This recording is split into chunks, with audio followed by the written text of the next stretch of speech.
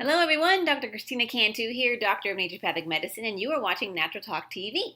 This is the place to be if you want to create a life that is happy, healthy, naturally. Now, in our last video, we talked about stress and what you can do to get better at handling it. We explained how your attitude and belief about stress are fundamentally important to you coping with stress well. Now, this is nice and all, but what specifically can you do to help you get there?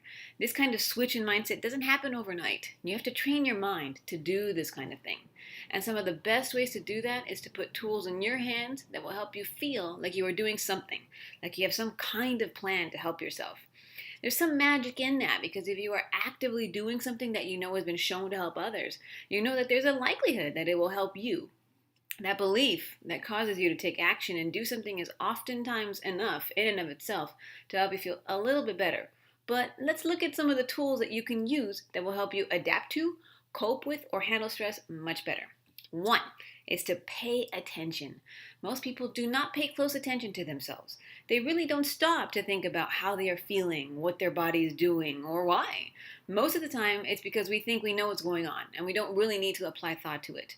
Other times, it's because we just don't know that what we are feeling in our bodies or our minds is a response to stress. But if you stop for a moment when you feel a physical sign or an emotion, writing it down is very helpful for identifying your response to something stressful. Writing down when it happens is the glue that will put this all together. So you'd be keeping a little anxiety journal when you feel anxious and stressed and, what are those physical signs that you were experiencing? You're going to be writing all that down. You want this to be real time so that you can catch what's going on so that, this only needs to be, it doesn't really need to be complicated. This only needs to be a few bullet points or some short phrases. And you don't need to be too concerned about if what you are feeling is the right way to respond to stress. Everyone responds differently. What you are interested in here is identifying what stresses you out and how you react so that you'll actually know when to address it. That right there is half the battle. When you get that right, you can use these other techniques we're going to be talking about after that. So, number 2, be kind to yourself. You are human, not superhuman. You are going to make mistakes. You are going to fail over and over and over. You are not going to be good at something. It's inevitable and part of being human. Everyone shares this experience, everyone. And if you embrace this, then you won't be excessively critical about yourself. So many people are hard on themselves, too hard, and it chips away at our time, our energy, and our mental and emotional resources. Be kind to yourself and realize that whatever you are going through, whatever you are feeling, you're not the first person to feel that way, and you certainly won't be the last. If others have found their way out of your situation, you can too. So that's number 2. Number 3 is to write about it. This is sort of a piggyback off of your anxiety journal, or an extension, if you will, if you're going to keep something like that. Good old-fashioned journaling is one of the best ways to help you deal with stress because you're getting it all out. You are able to release the emotions that you might be feeling about whatever stressful event happened. This wouldn't be real time like when you're trying to identify what you're feeling and why. This would happen more at a designated time. You could set aside 20 or 30 minutes at night or whenever you're not busy to write about that stressful experience that really bothered you. This technique is very therapeutic because it's like talking to a friend or a therapist without having to worry about being politically correct or when you just don't want advice. Sometimes we just want to be heard, and this is a really effective way to get that need filled. So that's number 3. Number 4 is to keep busy. This is in no way meant to encourage workaholism or people that are occupying themselves so they won't feel pain and stress and so avoid dealing with it. No, that's dysfunctional. And you will likely hit rock bottom in the form of a nervous breakdown if you do something like that. But no, I want you to be busy with fun activities, things you enjoy doing. Make a little list of things you enjoy, things that you can do spur of the moment, or at least are easy to get started with. A vacation to Europe would not be one of those things. No, go dancing, hiking, go see a movie, go make something crafty, go garden. That one right there, that one is really stress reducing because you're caring for something, and that's very powerful. But whatever you enjoy, go do that when anxiety or stress strike. That way, your brain can get a little break and you can take part in an activity that will fuel your soul. This enhances your resourcefulness and you'll be able to cope with stress much more effectively. Number 5, accept what can't be changed. What if there is no upside to the situation that's causing you stress? Sometimes trying to think on the bright side of things can be hard because there simply isn't one. It's just a bad situation. All the positivity and mindset shifts in the world can't change some situations. And thinking that they can be different wouldn't be positive, it would be delusional. We need to be real about things and understand that some situations just are what they are. And in that case, it's better to just accept what's happening rather than to fight it. Trying to work out how you can change something or figuring out how it could be different in these cases is often just a waste of effort, time, and sanity. Accepting doesn't mean you give up or you're happy about your situation. It just means that you've made a decision to move on and to put your energy towards other things, more functional things. This gives people a sense of power because they are no longer at the mercy of what is happening around them. They get to decide for themselves where to direct their attention and how they feel about it. Very, very powerful. Number 6, muscle relaxation technique. I thought I was going to mess that up pronouncing it. Muscle relaxation technique. This one is a longtime favorite of psychologists because it's very effective. You're going to start by sitting in a chair or ideally lying down, really. What you're going to do is mentally go around the muscle groups in your body, first tensing and then relaxing each one. So you'll start at the top of your head and you'll go down your body. You'll start with your head and then your face and then your neck and your shoulders. Very often, tension is held here. Your arms, your back, your abdomen, your waist and your hips, your rear, your legs, and then your feet. And you'll tense each muscle group and then you'll relax it. Do this at least 2 times per day, but if you'd like to do more, you can do this as many times as you'd like. This will help you to recognize when you're feeling tense and how and which muscles are involved in your reaction. And over time, you'll move straight to just relaxing each muscle group. Then as you enter a relaxed state, you can associate a certain mental or verbal cue with that state. It can be anything like relax or peace or whatever. And if you practice doing this, you can enter a relaxed state very quickly over time. Then ideally, you want to use this technique in a real world situation that would be very stressful. It works for many people, but it's something that only works if you work at it. Expecting this to work without practice is like picking up an instrument for the first time and expecting to play it well. It's just not going to happen. So something that needs practice, very effective, but you got to work at it. Number 7 is share it with a friend. Did you know that one of the best parts of stress is that it makes you social? There's a cascade of hormones that are released into your blood when you experience stress, and one of them is oxytocin. While the other hormones, adrenaline and cortisol, prime you and enhance your body function so that you can perform better, oxytocin motivates you to seek support. It makes you want physical contact with those closest to you. That's why it's called the cuddle hormone. This is basically your body's way of telling you to reach out to someone and share what's going on.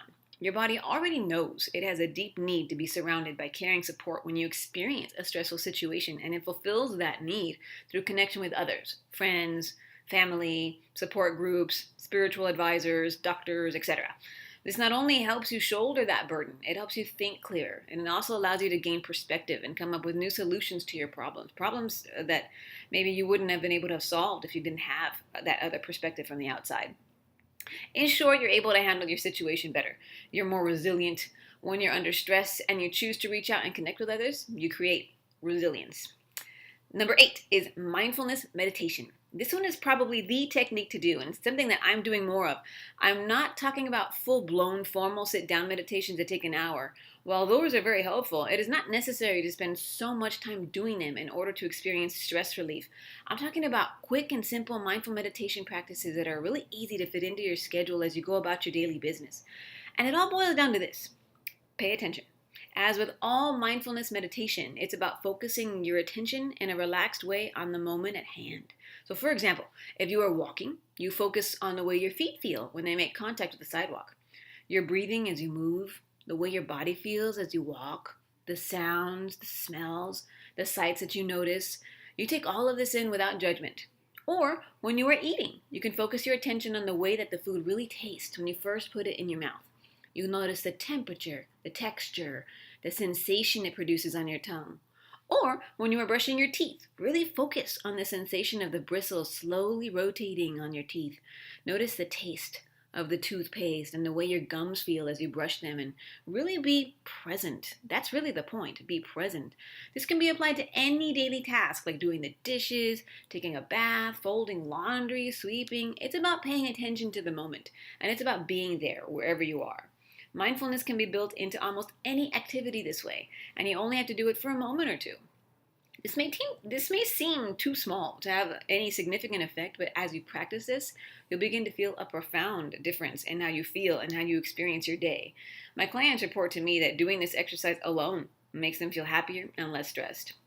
Number 9, exercise. Now, this one is my favorite. And no, I'm not going to tell you to go and join some crazy CrossFit gym. Actually, I highly recommend you don't do any sort of extreme exercise like that because clinically the benefits don't outweigh the risks. And I've seen that firsthand in my own practice. Aside from that, actually, I want you to get any exercise. Studies have shown that low intensity exercises like walking, cycling, and Tai Chi significantly reduce stress and anxiety. This exercise reorganizes the brain so that it's more resistant to stress, and it also has a long-lasting protective effect against anxiety. Anything for at least 30 to 45 minutes, at least 5 times a week, should have some positive impact on you. I've seen clients erase their stress and anxiety with exercise alone. We're talking big time anxiety, no meds, no supplements, serious diagnoses, alone, without exercise.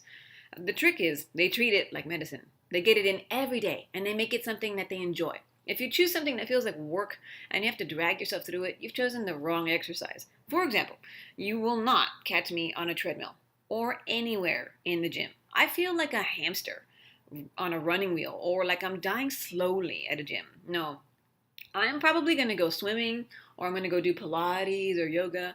I will never be able to stick with anything that is happening at the gym. Make this work for you however you want. Just do something. You'll also sleep better, you'll look better in your clothes, and you'll feel stronger. And according to the research, if you increase the intensity of your exercise to medium or high, you will likely experience a greater reduction in your stress. But don't increase your exercise time to more than an hour or an hour and a half because there is a threshold where more isn't necessarily more. So number 10, this is our last one, breathing. Okay, well, I said exercise was my favorite, but this one is actually one of my most favorites. If you have a moment, go right now and YouTube Wim Hof. He developed this method of breathing that is absolutely amazing. I know I talk about it a lot, and there's good reason for that. We won't go over how it's done here because there are so many free tutorials and guided meditations on YouTube that you can look at, and that's what I actually use every morning. And after I finish a very simple 15-minute guided meditation, I feel amazing. That's a lie. I actually start feeling that way after about maybe 5 minutes, but I continue because it just feels so good to me. So there's a lot of science behind his method, but it's very simple, and it goes something like this. The body and the mind feed back to each other. When you are anxious and stressed, you are often breathing in a very shallow way that is fast and inefficient. This produces negative sensations in your body and in your mind. But when you take conscious control of your breathing, you are sending a message back to your brain, and it's this: I've got this. Making your breathing deep and slow, or really any pattern of your choosing, as you'll see in the Wim Hof method, will do wonders for your mind, your body, and your stress. And there you have it. 10 tools to help you adapt to, cope with, or handle stress much better. Now, I would love to hear from you. Do you suffer from chronic stress? What has helped you cope with it? Have you ever used any of these methods, or do you have another? This may be really important for someone in this boat to hear right now, and it could be really helpful to someone who's stressing out right now. So head on over to my Facebook page, facebook.com/ChristinaCantu-ND, and leave a comment now. And while you are there, be sure to like and follow the page. You'll get some exclusive content, some special giveaways, and insider-only secrets I don't share anywhere else. Remember that building the life and health that you want happens one step at a time. Don't forget to stop and enjoy the journey. Thank you so much for watching, and I'll see you next time on Natural Talk TV.